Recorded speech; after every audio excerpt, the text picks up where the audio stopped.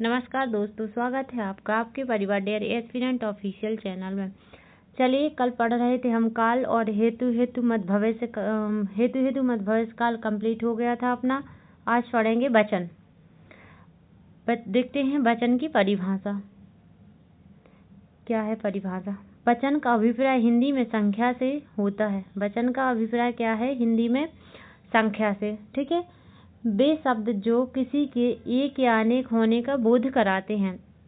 वे शब्द जो ये बताते हैं कि एक चीज है या अनेक चीज है, वे क्या होते हैं? वचन। जैसे उदाहरण, लड़का दौड़ता है, ये क्या है? केवल एक लड़का, तो इसमें क्या हुआ? एक वचन। और लड़के दौड़ते हैं, ये बहुत सारे लड़कों का मतलब लड़का का बोध करा रहे हैं, जैसे लड़के, तो इसमें क्या हुआ? बहुवचन। चलिए देखते हैं और आगे।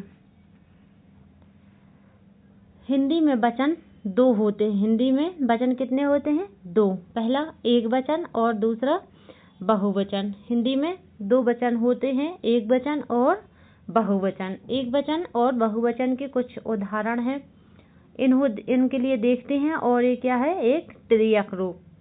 जैसे कि एक वचन में पंखा, एक वचन में क्या है? पंखा, और बहुवचन में इसका क्या हो जाएगा? पंखे। और जो त्रियक रूप है इसमें पंखों। इसे याद रखना। त्रियक रूप मतलब पदशब्द और कारक। इसमें जैसे हम प्रयोग करते हैं, तो जो पंखा है उसका प्रयोग करेंगे केवल पंखा, और जब वाक्य में प्रयोग करेंगे तो इसका पंखे से करेंगे। और ये जो त्रियक रूप है इसमें कारक की विभक्ति लगेगी, जैसे पंखों को या पंखों में। इसे याद रखना। दरवाजा और इसका बहुवचन, दरवाजे का बहुवचन में क्या होगा? दरवाजे। दरवाजा का बहुवचन क्या होगा? दरवाजे। और इसका त्रियक रूप क्या होगा? दरवाजों। दरवाजों में या दरवाजों को।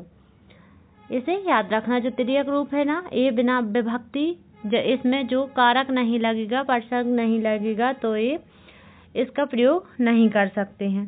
इसे याद रखना। जैसे महिला और महिलाएं, तो इसका एक वचन में केवल महिला और बहुवचन में क्या हो गया? महिलाएं।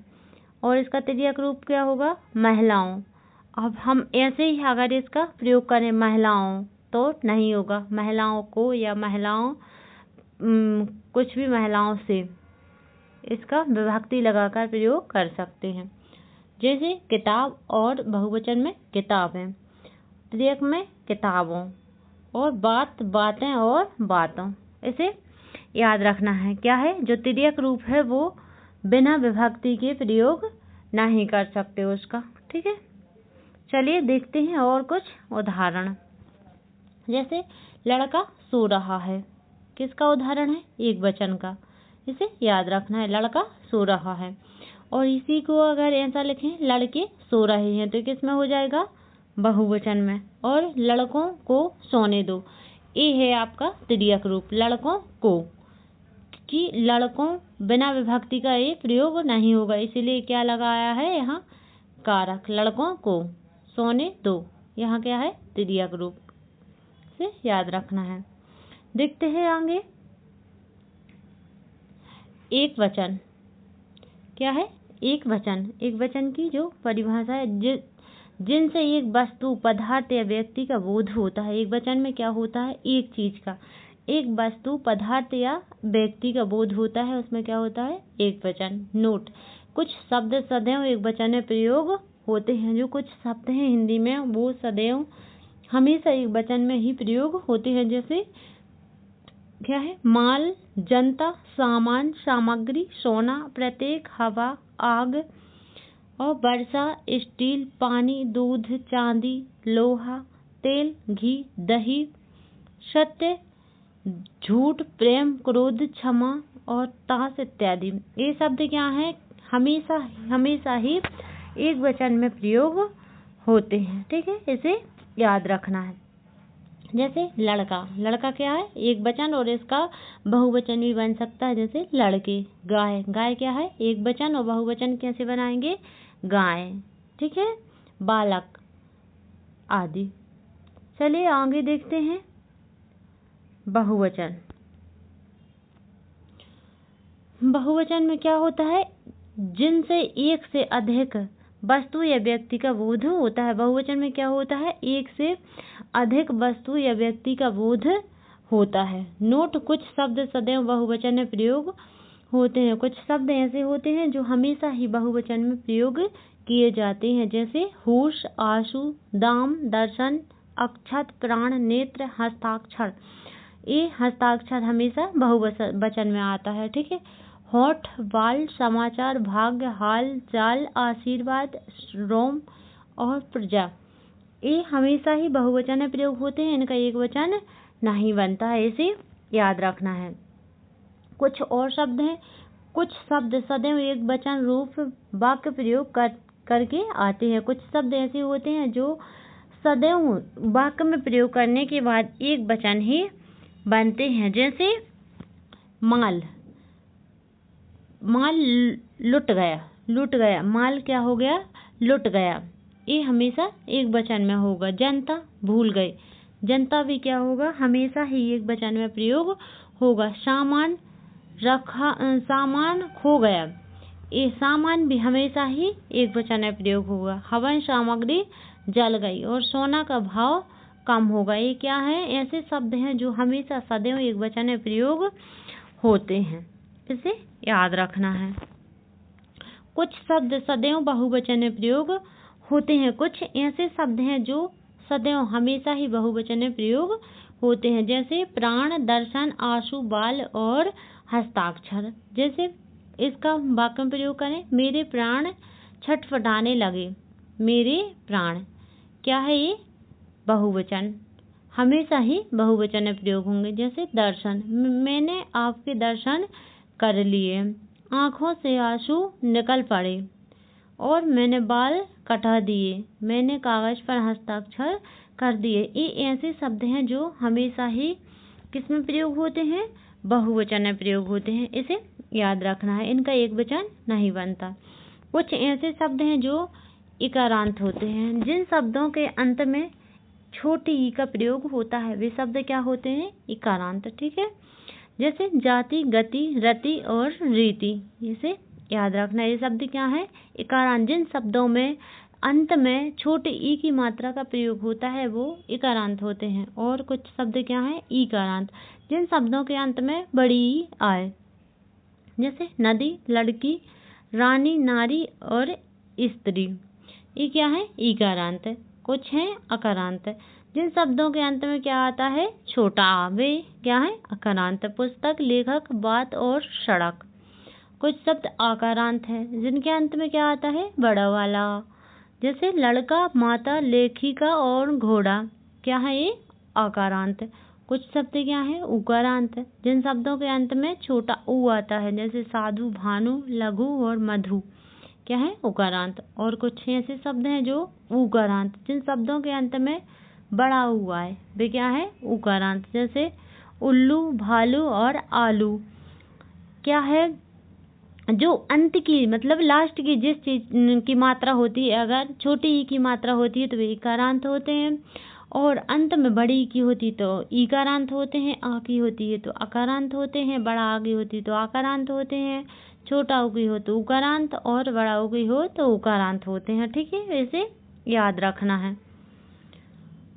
और इकारांत और ईकारांत शब्दों में इया जोड़कर इकारांत और ईकारांत शब्दों में क्या जोड़कर? इया जोड़कर बहुवचन बना सकते हैं। जैसे सखी, सखी का बहुवचन कैसे बनेगा? सखियां। ऐसे याद रखना है। जो इकारांत शब्द हैं उनके अंत में इया जोड़कर बहुवचन बना सकते हैं। जैसे कहानी, कहानियां, दवाई, दवाइयां, बुराई, बुराइयां, मिठाई, मिठाइयां, स्त्री और स्त्रियां। और इसे याद रखना, अगर यहाँ छोटी ई है तो जो अंत के पहले का शब्द है वहाँ क्या आएगा? छोटी ई। ठीक है, इसे बीच वाले शब्द को याद रखना। यहाँ क्या आएगा? छोटी ई, बड़ी ई नहीं आएगा। इसे याद रखना है। जो जैसे सखी है तो सखी की यहाँ बड़ी मात्रा है, और जैसे ही इसका बहुवचन बनेगा तो यहाँ क्या हो जाएगा? छोटी ई। इसे याद रखना है। चलिए आगे देखते हैं। अकारांत या आकारांत में ए और ए जोड़कर बहुवचन बनते हैं। ए छोटा वाला ए और ए चांद बिंदु होती है जो, इस वाला ए को जोड़कर बहुवचन बनते हैं। किसमें? अकारांत में और आकारांत में। जैसे कलम, तो यहाँ क्या होगा? कल में। और तलवार, तलवार है। आँख, आँख है। रात, रातें। सड़क, सड़कें। नहर, नहरें। और पुस्तक और पुस्तकें। इसे याद रखना है। क्या जोड़कर? ए जोड़कर बहुवचन बनते हैं।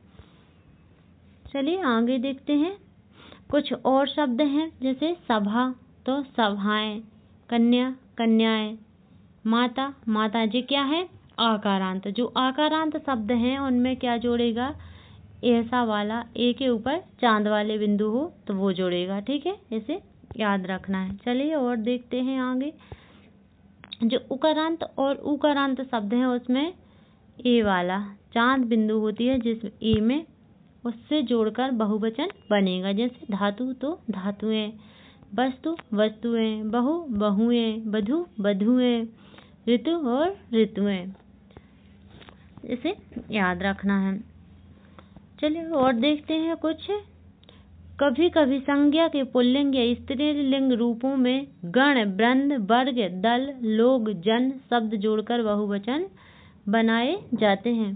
किसमें? संज्ञा के पुल्लिंग और स्त्रीलिंग में। जो संज्ञा के पुल्लिंग और स्त्रीलिंग रूप हैं उनमें गण, वृंद, वर्ग, दल, लोग और जन जोड़कर भी बहुवचन बनाए जा सकते हैं। जैसे वर्ग, वर्ग में क्या आएगा? कर्मचारी वर्ग, अधिकारी वर्ग, छात्र वर्ग और जंतु वर्ग। इसे याद रखना है। वृंद, वृंद में क्या आएगा? मुनि वृंद, नारी वृंद, शिशु वृंद और कवि वृंद। ये जोड़कर क्या बनाए जा सकते हैं? बहुवचन। जैसे जन, जन के बहुवचन कैसे बनेगी? युवा जन, भक्त जन, स्त्री जन, गुरुजन। से याद रखना है। गण, विद्यार्थी गण, लेखक गण, अध्यापक गण और कृषक गण। लोग, नेता लोग, अमीर लोग, गरीब लोग। और दल, राजनीतिक दल और बजरंग दल। ये शब्द जोड़कर भी क्या बनते हैं? बहुवचन। से याद रखना है। और आदर, सम्मान सूचक, आदरणीय व्यक्ति के लिए सदैव किसका प्रयोग होता है? बहुवचन का। जो आदर सूचक शब्द हैं, सम्मानीय सूचक व्यक्ति के लिए किसका प्रयोग करते हैं हम? बहुवचन का प्रयोग करते हैं। जैसे महात्मा गांधी जी महान व्यक्ति थे। साधु आ रहे हैं। पिताजी, अब किसी के पिताजी हैं तो उनके लिए तो नहीं बोल देंगे कि पिताजी आ रहा है, क्योंकि वो तो पिताजी तो हमारे बड़े हैं, तो उनके लिए किसका प्रयोग होगा? आदरणीय का या सम्मान सूचक का। ठीक है, इसे याद रखना है। चलिए अब क्या शुरू करेंगे? जो वचन था वो तो हमारा समाप्त हुआ। अब क्या शुरू करेंगे? वाक्य। ठीक है, क्या करेंगे शुरू? वाच्य। चलिए देखते हैं वाच्य के बारे में। वाच्य के 3 भेद होते हैं, कृतवाच्य, कन्मयवाच्य और भाववाच्य। वाच्य के कितने भेद होते हैं? 3 भेद होते हैं। कृतवाच्य, कन्मयवाच्य और भाववाच्य। इसे याद रखना है। पहला परिभाषा क्या है इसकी? क्रिया के जिस रूप से यह बोध होता है कि वाक्य में कर्ता, कर्म या भाव तीनों में से किसी एक की भी प्रधानता का बोध हो, उसे वाच्य कहते हैं। जब वाक्य में क्रिया के जिस रूप में यह पता चलता है कि वाक्य में कर्म और कर्ता, कर्म और भाव में से किसी एक की प्रधानता है, वहाँ क्या होता है? वाच्य होता है। अथवा वाक्य को बोलने का सही तरीका वाच्य कहलाता है। क्या कहलाता है? वाक्य को बोलने का सही तरीका या ढंग वाच्य कहलाता है। जैसे वाच्य के 3 भेद होते हैं। वाच्य के कितने भेद होते हैं? 3 भेद होते हैं। वाच्य पहचान के लिए कुछ नियम, जो वाच्य है ना उसकी पहचान के लिए हम किन नियमों का प्रयोग करते हैं वो कुछ इस प्रकार हैं। क्रिया के लिंग के अनुसार, यदि कर्ता विभक्ति सहित हो तो क्रिया का लिंग और वचन कर्ता के अनुसार होगा। क्या होगा? यदि कर्ता विभक्ति सहित प्रयोग होता है तो क्रिया का लिंग और वचन कर्ता के अनुसार होता है, जैसे सूर्य चमक रहा है। जो पहचान के नियम है इसे याद रखना है। दूसरा क्या है, यदि कर्ता विभक्ति सहित हो तथा कर्म भी विभक्ति सहित हो तो क्रिया का लिंग और वचन ना तो कर्ता के अनुसार होगा और ना ही कर्म के अनुसार होगा, तब यह क्रिया सदैव एक वचन और पुल्लिंग होगी। जब क्या होता है कि कर्ता और कर्म दोनों ही विभक्ति के सहित प्रयोग होते हैं तो क्रिया वहाँ सदैव एक वचन और पुल्लिंग होती है। जैसे लड़कों ने लड़कियों को पीटा, क्या है, लड़कों ने लड़कियों को पीटा। चूहे ने सेब को कतरा, इसे याद रखना है। तीसरा क्या है, यदि कर्ता के साथ विभक्ति हो और कर्म के साथ विभक्ति ना हो तब क्रिया कर्म के अनुसार होती है। यदि कर्ता के साथ क्या हो, विभक्ति हो और कर्म के साथ विभक्ति ना हो, कर्म के साथ विभक्ति ना हो तब क्रिया कर्म के अनुसार होती है। जैसे याद रखना है। उदाहरण देखते हैं। रमेश ने दूध पिया, रमेश ने दूध पिया। रमेश ने चाय पी, रमेश ने सेब खाया और राम ने सेब खाया और राम ने खीर खाई। क्रिया किसके अनुसार हो रही है, कर्म के अनुसार। यहाँ क्या है, खीर तो खाई, ठीक है, और राम ने सेब खाया, यहाँ किसके अनुसार, कर्म के अनुसार। इसे याद रखना। चलिए आगे देखते हैं। पहला क्या है, कृतवाच्य।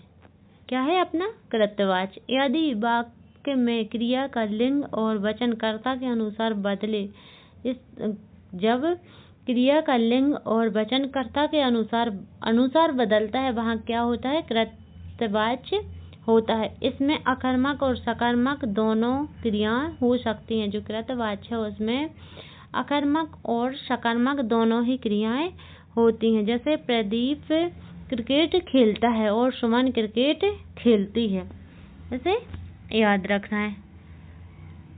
कुछ अपवाद ने, कुछ क्या है, अपवाद, और इसकी जो विभक्ति होती है वो ने से हम क्या करते हैं, पहचान कर सकते हैं। जैसे रोहन ने अखबार पढ़ा और सीता ने खीर खाई, क्या है, कृतवाच्य की पहचान, ठीक है। ने से हम प्रदीप ने क्रिकेट खेला और सुमन ने क्रिकेट खेली, ठीक है। इसकी पहचान, कृतवाच्य की पहचान कैसे कर सकते हैं, ने विभक्ति लगाकर।